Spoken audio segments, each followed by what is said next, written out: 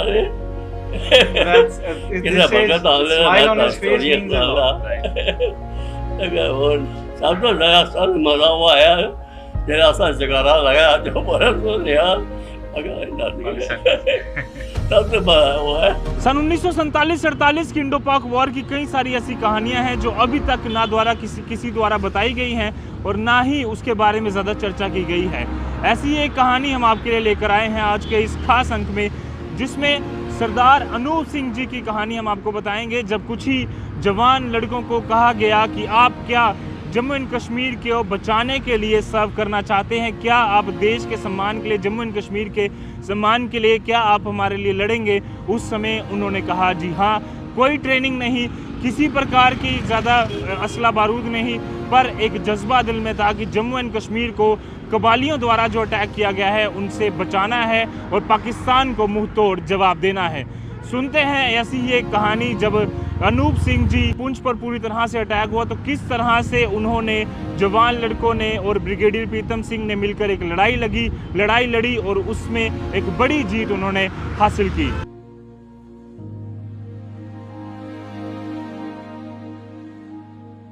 10वीं ਦਾ ਇਮਤਿਹਾਨ ਦੇ ਕੇ ਮੈਂ ਘਰ ਨਿਗਾਲੀ ਸਾਹਿਬ जी ਬੈਠਾ ਸੀ। ਡੇਰੇ ਦੇ ਮੁਖੀਆ ਮਾਨ ਸਾਹਿਬ ਮੰਗਲ ਸਿੰਘ ਹੋਰਾਂ ਦਾ ਸੰਦੇਸ਼ ਪੁੱਜਿਆ ਕਿ ਥੋੜਾ ਗੁਰਦੁਆਰੇ ਆ। ਮੈਂ ਗਿਆ, ਉਹਨਾਂ ਨੇ ਮੈਨੂੰ ਇੱਕ ਇਨਵਾਈਟ ਦਿੱਤਾ ਜਿਹੜਾ ਕਿ ਵਜ਼ੀਰ ਪੁੱਛਦਾ ਸੀ। ਉਸ ਦੇ ਵਿੱਚ ਲਿਖਿਆ ਸੀ कि मुल्की हालात कुछ ख़राब हो रहे, तो उसने अमन कायम रखने की मदद देनी। मैंने उन्होंने दिता कि ऐसी 4 कापियाँ कर।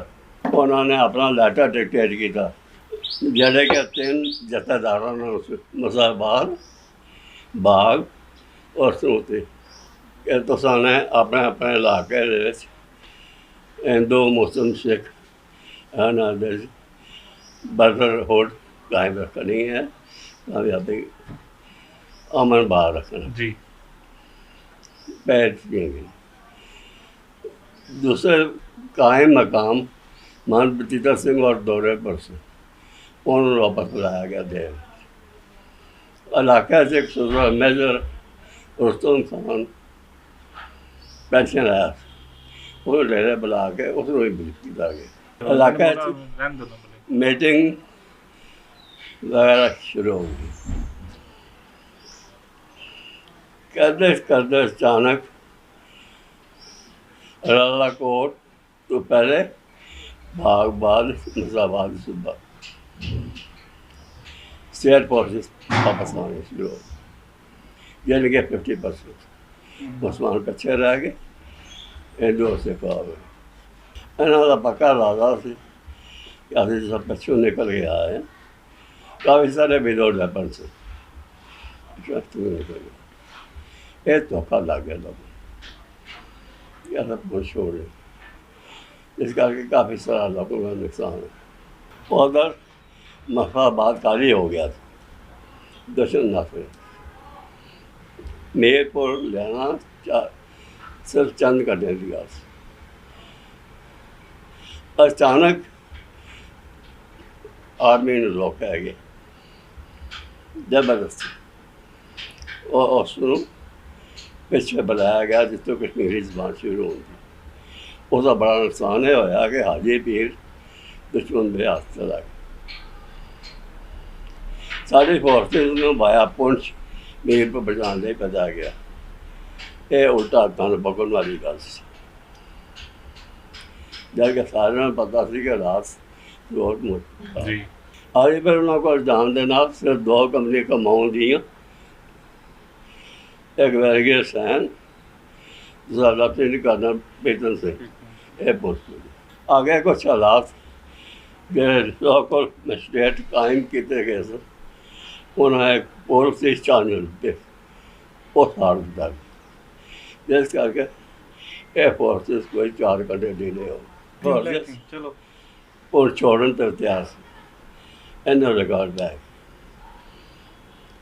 पुंछ छोटा सारा शहर जिसकी कुल आबादी पहले 4500 सी, उस तो 45,000 जनता इकट्ठी हो आर्मी भी आ दवाइयाँ खुराक हर चीज़ की इलाज की कमी इधर नापरवानी शुरू हो गई आपस आर्मी की एयर फोर्स सीनियर और जूनियर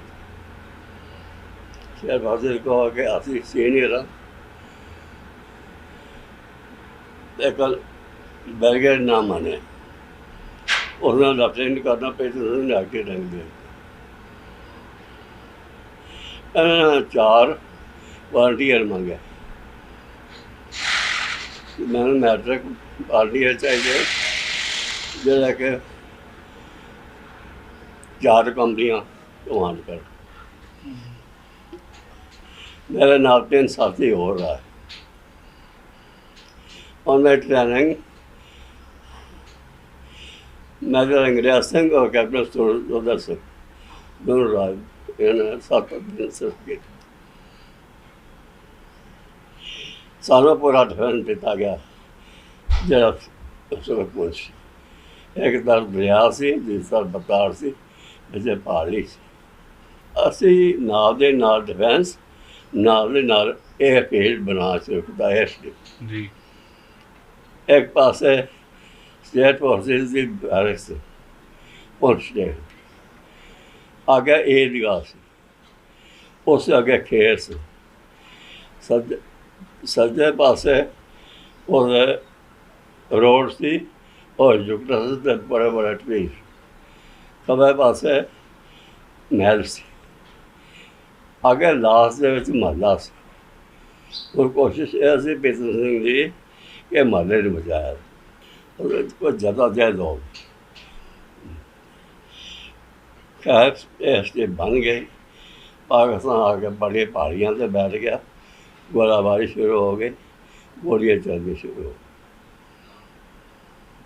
वो आत्मा कोशिश कर रहे थे कि स्टेट ना बने उन्होंने फायरिंग शुरू कर दी गोलाबारी भी गोलियाँ भी टाकदम इस करके नाम सा पिया कि वो 2 बार सी टक और डम संगल मार रहे जी और उसका निशाना बहुत ही अगर है बहुत ही अगर यानी कि उसी मर्च पैर सामने स्नैपर लगाते हैं एक के बाद जिस तरह फायरिंग करके पोजिशन बदल लगा उन्हें पीछू गोली चलती और 33 चल गोली जाके आ गई सानू लगाया गया दोनों दो तो चले गए नस गए इस तलाश कर ली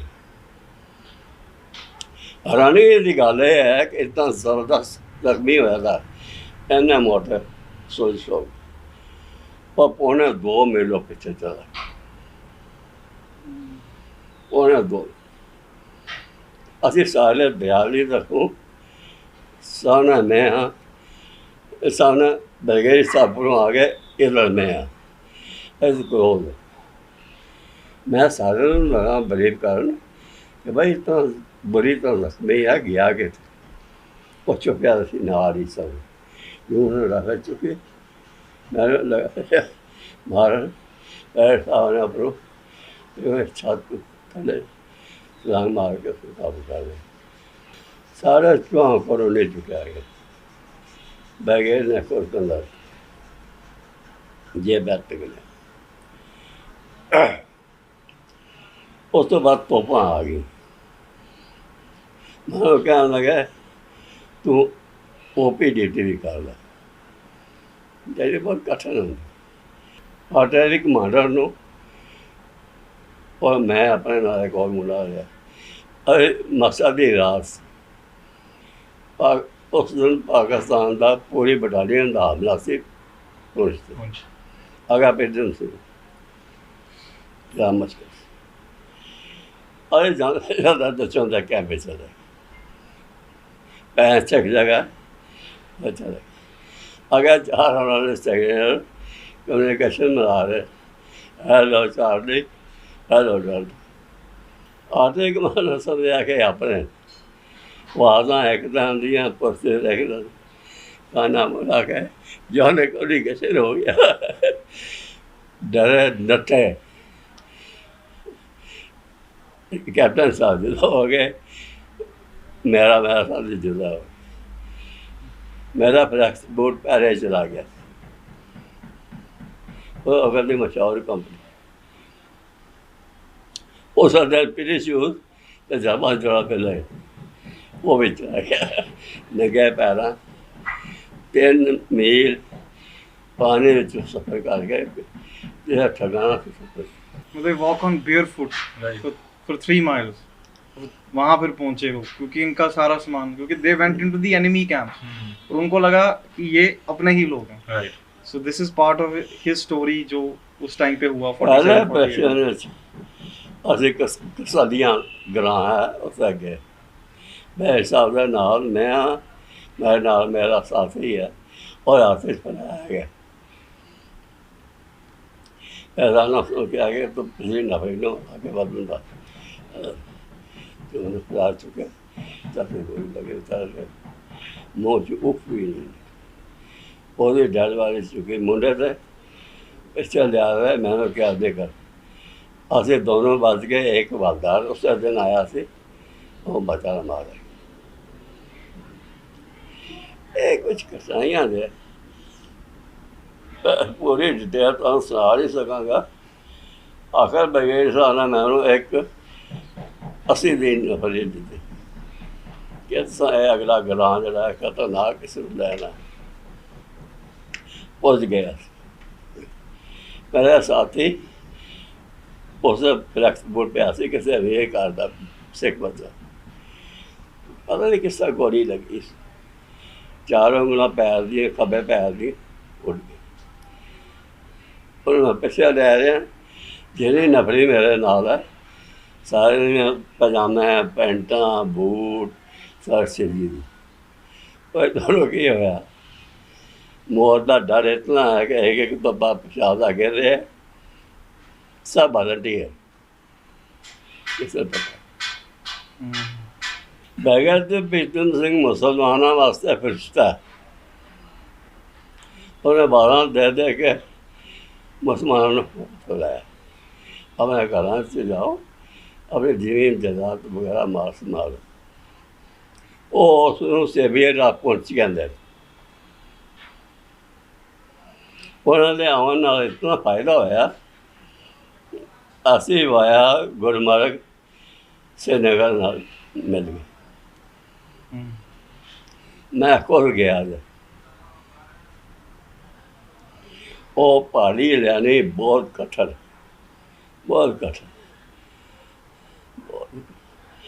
जली बूटी है मोरी और दिन रात बदबू चलती है बिना बंदा उल्टियाँ लग जाए सर दर्द हो चल सकता। लेकिन मुसलमान आवन नाल सानू बड़ी गुंजाइश मिल गई। वो क्या प्यार रखो हाथ एक तुरी मुँह पाओ सानू कुछ असी भुल गए। ऊपर जगह जगाया जो बोले सुन लिया पाकिस्तानी डरे सारे जंगली चले और पहाड़ी इसका ना हूँ खासा पहाड़ी है सारे को। मैं दोबारा उस रस्ते गुलमर्ग गया गुलमर्ग के रस्ते श्रीनगर गया उस शोर लिया 2 हफ्ते का चक्कर।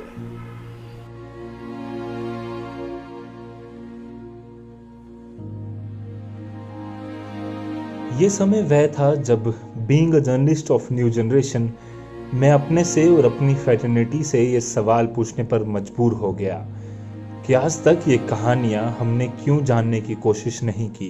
ये कहानियाँ जो शायद अतीत के ऐसे पन्ने हैं जिनको पलटने से पता चलता है कि आज हम जिस आराम से बिना किसी चिंता के यहाँ खुली हवा में सांस ले रहे हैं ये इन्हीं लोगों की कुर्बानियों की बदौलत है।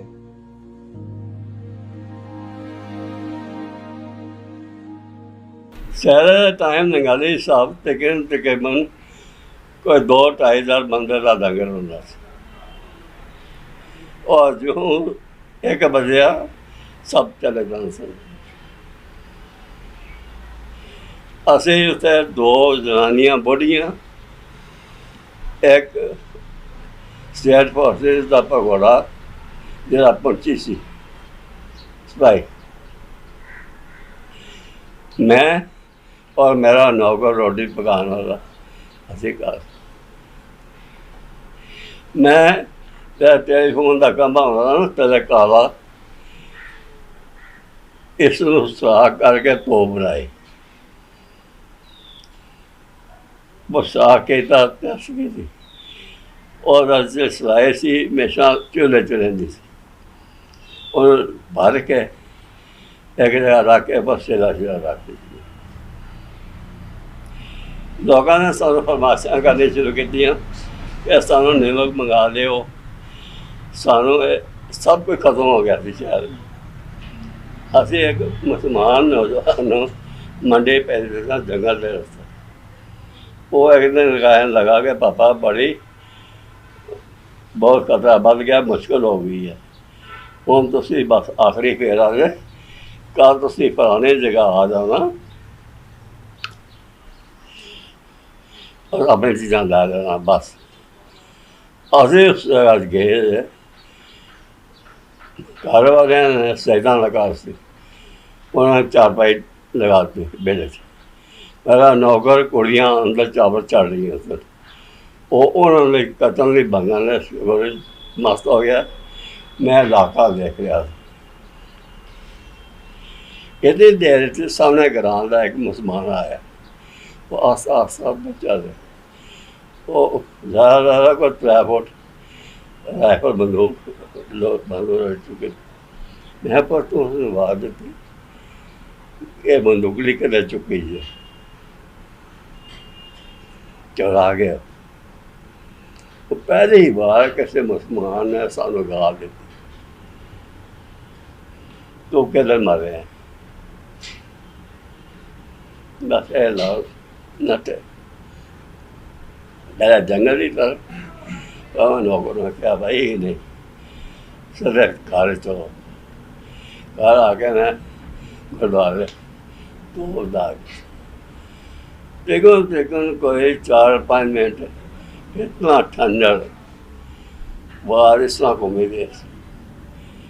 मेरी माँ उस वक्त पहुँची से, उन्होंने बात सुनी, यह 4:30 बजे तक सारी रात नहीं होती। सेरा पिता से जा पहुँचे उससे, अरे लो नहीं हुए, तेरी माँ बड़ी को आए जा, मैं चला गया। और उन्होंने मोर्चा संभालना सी, जनता आनी शुरू हो गई। 9:30 बजे के करीब पहली गोली आई, जी एक नाबालग मुंडे लाते च लगी, जख्मी हो गया। और जरा गरीब जिससे बैठा किसी को पता लगे, खून ज़ाया हो गया। इधर मान साहब नूं मेरे पिता जी ने मजबूर करना शुरू कर दिया कि महाराज कल पता लगा था इस वक्त तक आदमी नहीं आए, रात जबरदस्त और पेशावर ने असल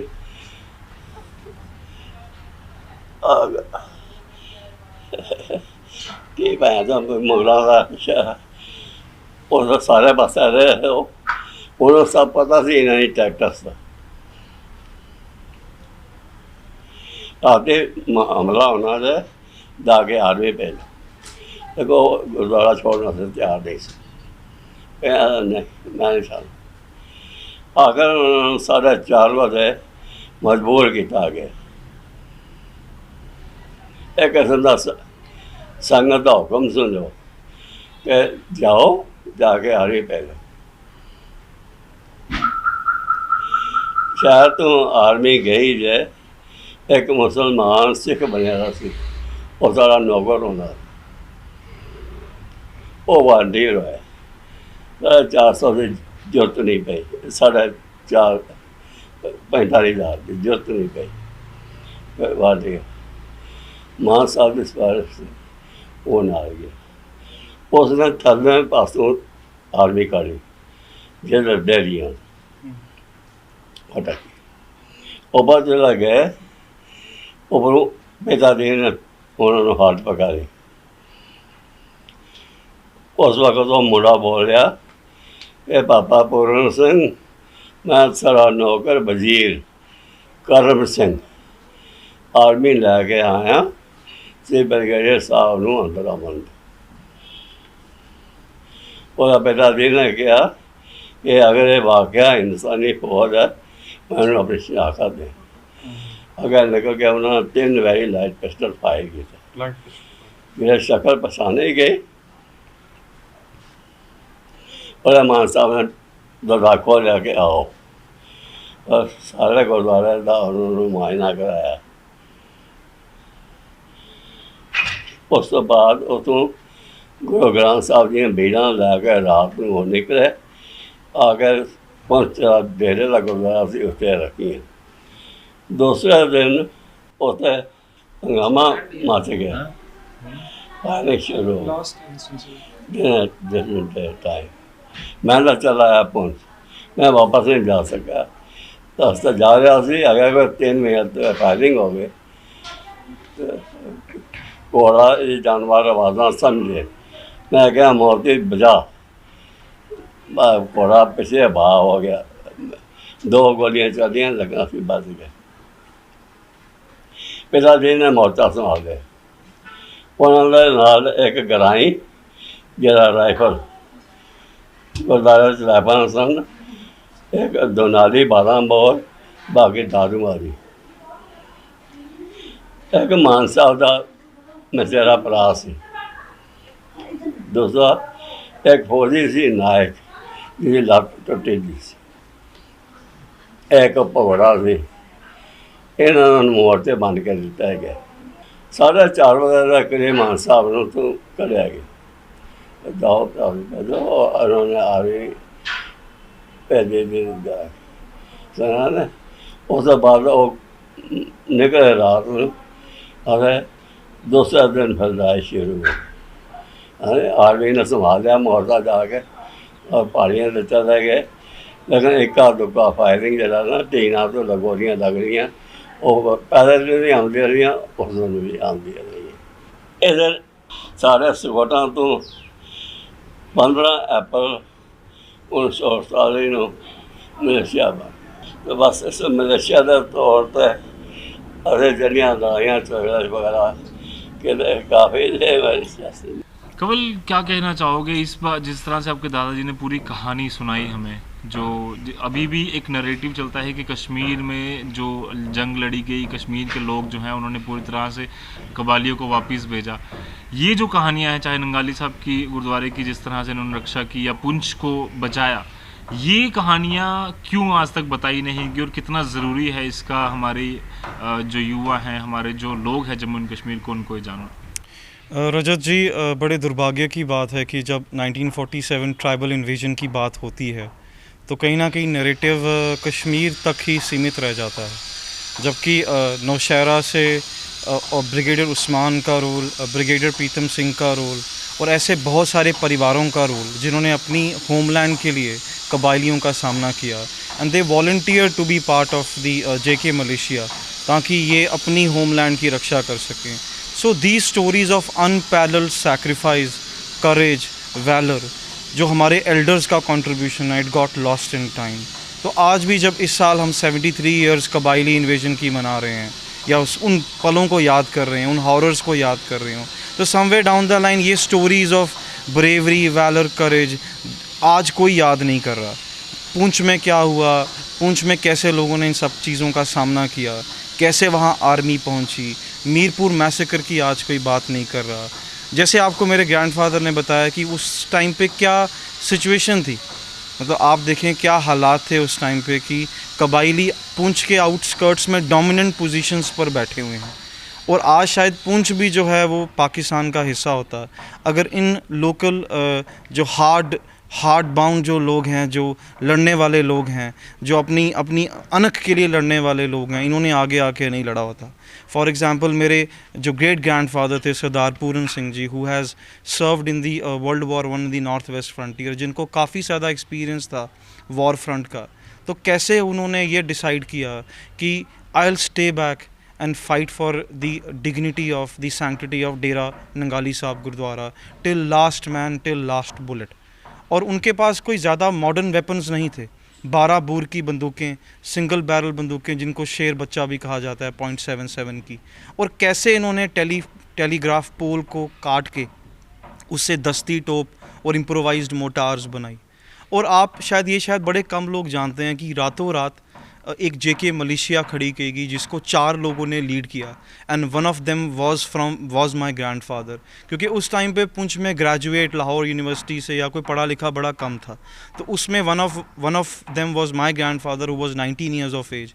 तो इनको इतनी यंग एज में रिस्पॉन्सिबिलिटी दी गई कि आप जेके मलेशिया को ये 4 लोग लीड करेंगे और आपने हमारे साथ इस ऑपरेशन में जो है पार्टिसिपेट करना है। और इन्होंने ना केवल पार्टिसिपेट किया, जब पुंछ में आपको पता है कि हाजी पीर पास कट ऑफ हो चुका था, पुंछ कट ऑफ हो चुका था, सदनूती मेंढर वाले इलाके, जो पलंदरी वाले इलाके, Muzaffarabad was the first point जो एनिमी फोर्सेस के पास चला गया। वहाँ से जितने आपके वहाँ के निवासी थे, वो कारवांस जो थे वो मूव कर रहे थे without any force, without any protection, उनको रास्ते में मारा जा रहा था, कत्लेआम हो रहा था। तो ये जब सारे इलाके एनिमी फोर्सेस पे चले गए तो पुंछ एक्सट्रीमली कट ऑफ हो गया इन सभी इलाकों से। तो अब इसको जोड़ने के लिए एक ही तरीका था, हवाई रास्ता, लेकिन पुंछ में कोई एयरफील्ड थी नहीं। तो कैसे लोकल लोगों के साथ मिलकर रातों रात एक डर्ट स्ट्रिप बनाएगी। और उस वक्त एयर कमोडोर मेहर सिंह ने ऑयल लैंप्स की मदद से रात को प्लेन्स लैंड किए, और उसमें कंट्रीब्यूशन इन्हीं लोगों का है। और ये स्टोरीज़ आज कहाँ हैं, ये नैरेटिव्स आज कहाँ हैं? आप कोई भी इवेंट देखें आज जम्मू में या नेशनल मीडिया में, कोई इन स्टोरीज़ की बात नहीं कर रहा। My grandfather is today of 93 years of age, and today there is a smile on his face. और इसका यही जो इसका कारण है स्माइल का, वो यही है कि जो एक उनकी एक जर्नी रही है, जो उन्होंने दिया है, जो उनकी कंट्रीब्यूशन रही है। ही हैज़ बीन उन्होंने कई जंगों में अपना जो है एक्टिव पार्टिसिपेशन की है, वेदर इज़ 62, 65, 48, 1971। तो इन लोगों की स्टोरीज़ कहाँ हैं? कौन इन स्टोरीज़ को हाईलाइट करेगा, डॉक्यूमेंट करेगा, ताकि आने वाली जनरेशन्स जो हैं वो इन स्टोरीज़ से इंस्पिरेशन ले सकें? कौन बताएगा उन 7 लोगों के बारे में जिन्होंने नंगाली साहब में मोर्चा संभाला और उनमें से एक को गोली लगने की वजह से उनकी वहीं मृत्यु हो गई, और कैसे आर्मी ने उस एरिया को टेक ओवर किया? कौन बताएगा इस बारे में कि लोकल प्रीस्ट एक लेटर्स लिख रहे थे नियर बाय विलेजेस में कि आपने कम्युनल हार्मनी जो है वो बना कर रखनी है, कम्युनल डिसहार्मनी नहीं करनी है। और इसमें एक और नैरेटिव जो शायद मेरे ग्रैंडफादर, शायद आप उनकी मेमोरी इतनी नहीं है, वो बता नहीं पाए, कि जब कबाइलियों ने नंगाली साहब गुरुद्वारे पे हमला करके उसको जलाने की कोशिश की, तो लोकल मुस्लिम्स ने आकर उनको रोका कि this is not only A reward place for Sikhs और हिंदूज़ ऑफ दिस एरिया, ये मुसलमानों के लिए भी बहुत मान्यता रखती है ये जगह।